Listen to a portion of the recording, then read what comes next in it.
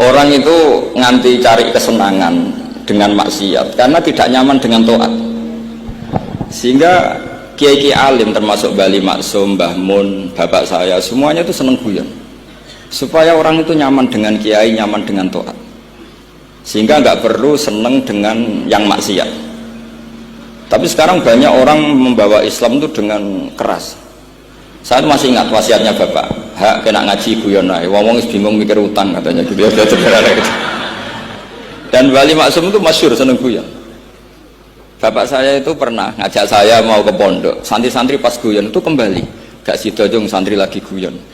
Kayak nopo pak, guyon itu barang mewah, santri itu kadang telat wesel radhi duwe, iso guyon itu luar biasa, makanya jangan diganggu gitu. Meskipun resikonya keterusan guyon double kayak tadi.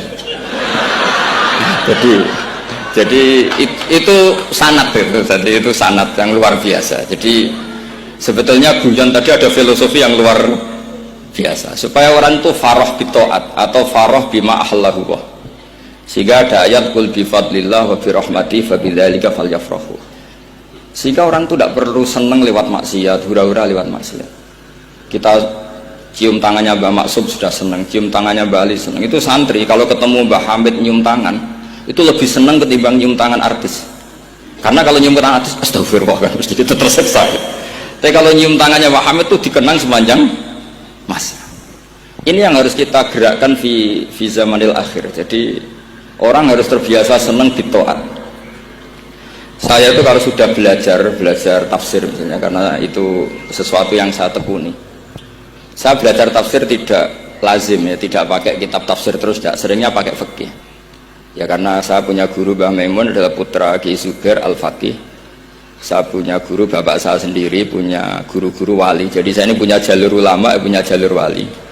Sehingga kemungkinannya saya itu kalau nggak ulama ya wali, atau gaduh-gaduh nggak jelas itu karena saking banyaknya. Dalam ilmu yang diajarkan Mbah Mun, diajarkan tentu beliau punya sanad ke Said Alawi sampai Rasulullah, atau lewat Mbah Karim, Mbah Hashim juga sampai Rasulullah. Yang jelas gak lewat duta besar karena ini mengkotek itu bahaya kalau sanad lewat apa duta besar itu. Sanadnya begini, ada riwayat yang ditulis kitab Ihya, juga ditulis kitab Khilyatul Aulia, itu memang yang menopang perilaku duta besar tadi. Inna min khiyari umati qauman yadhakuna jahron min saati rahmatillah. Itu dalam kitab Khilyatul Aulia redaksinya malah inna min khiyari umati fi ma nabba'ani al-mala'ul a'la qauman yadhakuna jahran min saati rahmatillah. Jadi termasuk umat-umatku yang pilihan adalah itu komunitas kaum yang kalau guyu itu bukan terbanter itu. Sehingga saya khawatir duta besar tadi ngakak-ngakak gitu apa bagian dari kewaliannya ya gitu. Karena disebut khiyarul ummah, umat pilihan. Meskipun kayaknya enggak juga, tapi ini cerita saja kan.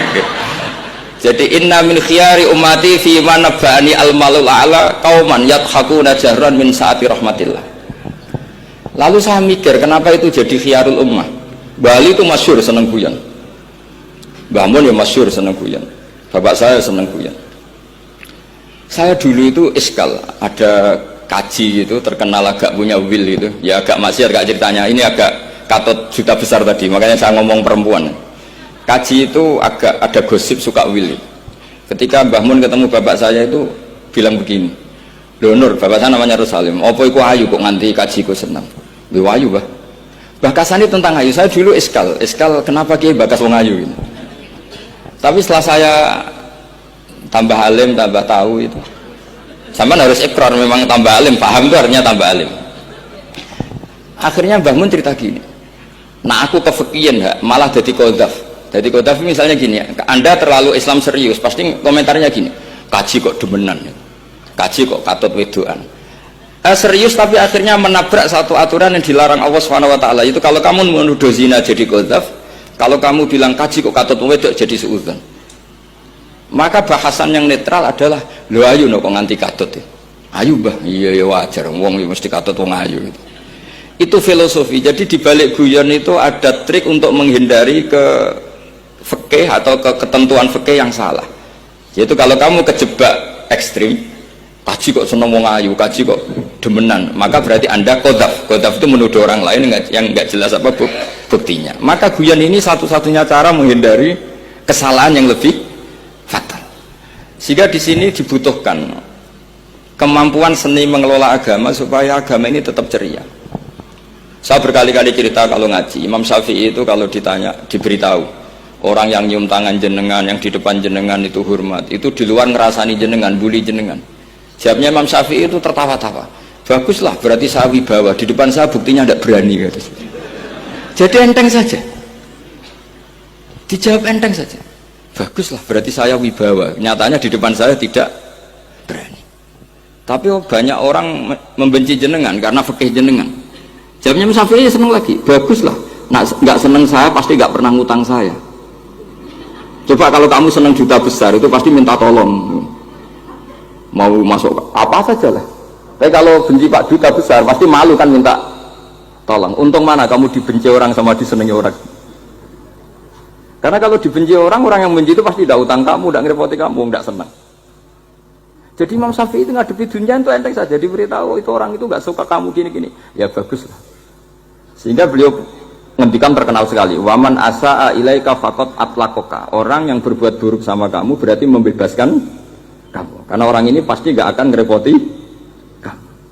Jadi ulama-ulama dulu ciri khasnya adalah ar-ridho anillah, melihat apa saja itu sudah ridho. Dan ridho itu ekspresi paling gampang ya ceria, seneng. Nah kemudian tadi kan saya bilang terakhir ini yang paling terakhir saya baca trik menjaga perbedaan ini tetap kondusif. Saya neliti kitab Bali Maksum sampai khatam, termasuk kitab yang saya letakkan di kamar khusus itu diantaranya ada kitabnya Bali Maksum, Naduman Sulam Taufiknya Mbah Hamid yang karangan orang-orang Indonesia. Tentu terbanyak ya kitabnya Mbah Mun, Mbah Sibir. Bahkan saya masih punya catatan tangan tulisannya Basim Asyari karena beliau pernah nyurati buyut saya ketika khatam Sahih Muslim yang keluarga Kudus. Terus banyak lah saya punya, termasuk saya punya tulisan tangannya Kiai Fakih Mas Gumambang, gurunya Mbak Zubair. Saya memang dokumenter kitab, sehingga saya maaf sekali kalau pidato umum itu memang saya tidak keahlian saya. Karena itu harus dobes, itu tidak keahlian ulama, dobes itu tidak keahlian ulama. Ini saya baca singkat, tapi semoga ini barokah karena ini kholnya Bali Maksum. Semua mubalek tadi pakai catatannya sendiri, jadi itu ngekholi dirinya sendiri. Ini saya pakai orisinal kitabnya Bali Maksum. Jadi saya mungkin penceramah terbaik karena sesuai konteksnya itu. Nah ini enggak. Ini kholnya Bali Maksum cerita syairnya sendiri tentang rokok lagi. Bolot lagi. Yes. Ya semoga diampuni oleh Allah Subhanahu wa taala. Ini ngendikane beliau tentang meminimalkan konflik. Ini saya baca di bab Al-Mithalul Awal. Jawazu hibati thawabil qiraah wa shadaqah lil mayyit wa wusuli thawabil qiraah wa a'malil birril mayyit. Kita berkeyakinan bahwa yasinan, tahlilan itu sampai ke mayit. Itu boleh kita hadiahkan dan sampai ke mayit. Kata Bali Maksum, wa huwa min masailil furu' al khilafiyah.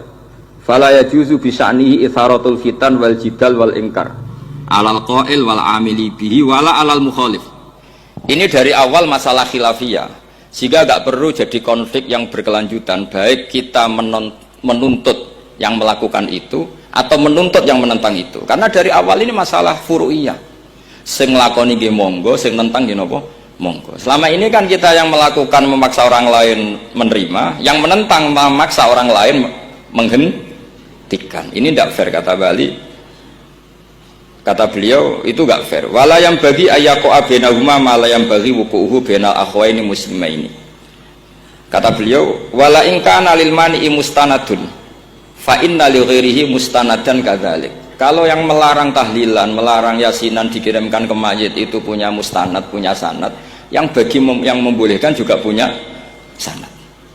Kalau ada kiai yang kalau pidato nangis itu sanadnya banyak dan benar. Tapi yang uraan kayak Pak Duta Besar juga banyak. Semuanya ada sanad. Jadi kata beliau sederhana saja, kalau al-mani'un, orang yang menolak itu punya sanad, kita yang membolehkan juga punya sanad. Tapi kata beliau dengan enteng, dengan ceria, ini masalah furu'iyah. Nggak perlu jadi itharatul fitan wal jidal wal khisom. Kata beliau nggak perlu jadi perdebatan. Makanya pesan saya sama santri-santri kerap ya, sebetulnya masalah kita ini tercerabut dari ilmu. Coba dari awal Anda katakan yang tidak kunut itu Abu Hanifah, yang kunut itu Imam Syafi'i, maka melihat orang tidak kunut itu keren karena Al-Hanafi, pengikut mazhab Hanafi. Yang kunut juga keren karena pengikut mazhab Syafi'i.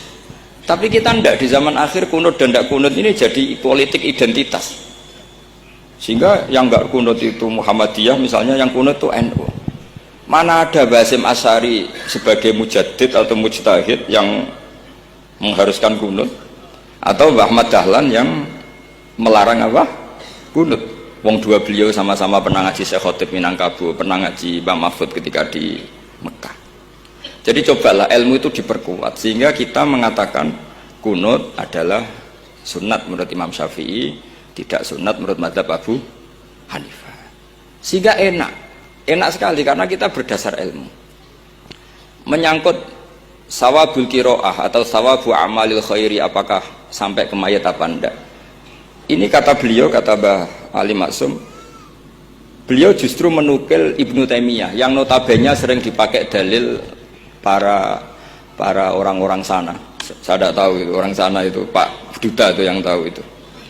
Itu kalau ini mirip kitab Said Muhammad. Jadi Said Muhammad itu kalau istidlal sering pakai Ibnu Taimiyah karena itu yang dipakai mereka. Tapi ternyata Ibnu Taimiyah, qala Ibnu Taimiyah innal mayyit yantafi'u bi qiraatil Qur'an kama yantafi'u bil ibadah al maliyah minas shadaqah wa nahwiha. Terus Qayyim fi kitabir ruh afdalu ma yuhda ilal mayyit as-shadaqah wal istighfar wa du'a lahu wal hajju anhu. Artinya gini, kita sekarang ini tidak pernah kayak Bali Maksum pakai dalil jawazu ihda lil mayyit itu berdasar Ibnu Taimiyah dan Ibnu Qayyim. Kita seakan-akan Ibnu Taimiyah itu orang yang pasti melarang itu. Sehingga kita itu terus mengatakan sing nyunatno tahlilan ku sapa? Mbah Hasyim atau Mbah Fakih atau siapalah. Meskipun riwayat ini mukhtalifah dari Mbah Hasyim. Pertanyaannya adalah terus kesannya yang membolehkan itu hanya kiai lokal itu, kiai nasional itu. Padahal zaman Bali sudah mengajarkan kita yang membolehkan ihda'u a'malil khairi ilal mayyit, yang membolehkan hadiah Yasin, Fatihah, tahlil ke mayit itu adalah orang sekaliber Ibnu Taimiyah dan Ibnu Qayyim. Sehingga dengan kita pakai ilmiah yang diterapkan Bali Maksum, kita ini merasa orang keren, orang global, orang yang keren dah. Karena guru-guru kita Bali Maksum, Mbah Hamid biasa mentahlili, Mbah Munawir semua mentahlili guru-gurunya. Di level ulama global ada Ibnu Taimiyah dan Ibnu Qayyim. Tapi karena kita tidak baca, seakan-akan tahlilan itu hanya tradisi lokal yang tidak di ACC, tidak disetujui ulama kelas internasional. Padahal di sini jelas diceritakan Ibnu Taimiyah berpendapat qiraatul Quran yang dihadiahkan ke mayit atau tahlil itu boleh. Jadi ini sangat penting supaya orang itu pakai tradisi ilmu. Saya pernah ngaji sama Mbak Mun, diberitahu kalaupun Rasulullah pernah kunut sekali, biasanya perdebatan kan oke, Rasulullah pernah kunut tapi ahyanan. Pertanyaannya adalah setiap Nabi pernah melakukan sesuatu itu akan menjadi sunnatan mutaba'ah apa enggak? Tentu jawabannya iya. Nabi meskipun melakukan kunut andekan hanya sekali, tapi karena pernah dilakukan Nabi, maka kebaikan ini akan menjadi sunnatan muttaba, sunat yang harus kita ikuti terus atau boleh kita ikuti terus. Jadi nggak boleh misalnya Rasulullah itu puasa Senin Kemis juga ahyanan, tidak selalu. Rasulullah itu tofa rokiban juga ahyanan, bukan selalu. Tapi apa saja yang pernah dilakukan Nabi maka berstatus itu akan sunat ila yaumil qiyamah. Sehingga nggak bisa misalnya di hadis itu ahyanan, kemudian kamu beristidlal ini boleh dilakukan hanya ahyanan karena Nabi juga melakukan hanya ahyanan. Tidak bisa seperti itu. Sekali Nabi pernah melakukan itu dan tidak dibatalkan lewat nasah mansuh, maka kesunatan itu ila yaumil qiyamah. Sehingga Imam Syafi'i cara berpikir meskipun Nabi kunut ahyanan, kalaupun itu ahyanan tentu kunut itu akan sunat ila yaumil qiyamah. Bagi yang tidak mensunatkan monggo, itu ada Abu Hanifah. Makanya kata Mbah Maksum, kata Mbah Ali Maksum di sini diberi muqaddimah, wa huwa min masailil furu' al khilafiyah fala yajuzu bi sya'nihi itharatul fitan wal jidal wal ingkar alal qail wal amili bih wala alal mukhalif. Jadi kita sendiri disarankan beliau, kamu juga gak usah nantang debat sama mukhalif. karena dari awal sudah masalah-masalah yang apa khilafiyah. Lalu terakhir pilihan-pilihan terus kemudian tetap memancing polemik. Saya mau cerita lucu di Ihya yang katanya kitab sakral itu ya punya sisi lucu, sisi unik. Nabi Musa sebagai Nabi Bani Israel itu sering digugat karena orang Israel itu tukang debat. Terus Nabi Musa minta ijazah, ya Allah saya kasih ijazah seperti tadi beliau minta ijazah Mbah Mun tadi, minta ijazah yang supaya orang itu tidak bisa berkata buruk sama saya, semuanya muji saya. Jawabannya Allah itu unik, ya Musa hadza syai'un lam asna'hu li nafsi fa kaifa asna'uhu bika. Aku pangerane sering disalahpahami pemenah kue katanya. Jadi makanya kalau ada orang bully beda paham itu biasa. Kata Allah hadza syai'un lam asna'hu li nafsi, itu sesuatu yang saya tidak melakukan untuk diri saya sendiri. Kata Allah, saya ini Tuhan yang mengatakan saya punya anak ya banyak, yang anggap saya bakhil ya banyak, yang salah paham dengan saya banyak, padahal saya ini Tuhan. Kalau saya mau tak bungkam semua itu orang, itu saja tidak saya lakukan. Apa mana kita terima Nabi. Makanya ini semoga ini saya gojlok Pak Duta Besar jadi pahala beliau, karena diantara pahala itu disebabkan digojlok orang. Jadi kalau beliau tadi gojlok saya, sekarang tak balas, kayaknya pasti menang saya karena beliau sudah tidak bisa ke panggung lagi. Yang jelas saya kagum, ya saya puji betul Gus Zofur ketika dari awal memberi gelar Ad-Dobosi tadi ternyata betul. Tapi saya pastikan itu ada sanadnya, yaitu inna min khiyari ummati fima nabba'ani al-malul a'la qauman yadhakuna jarran min saati rahmatillah. Jadi diantara umat Allah yang pilihan adalah umatku yang kalau umatnya Rasulullah tentu yang kalau terbanter-banter karena min saati rahmatillah. Saya bayangkan kalau saya di rumah dikasih makan gratis, dikasih minum gratis, kemudian di rumah itu saya merengut saja, itu kan kurang syukur. Wis ora bayar kok merengut gitu. Sama kita pakai buminya Allah, pakai airnya Allah, pakai oksigennya Allah. Modal guyu ora gelemen merengut gitu.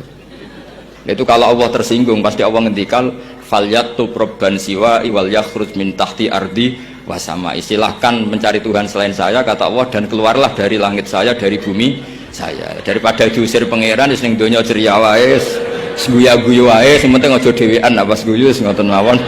Wassalamualaikum warahmatullahi wabarakatuh.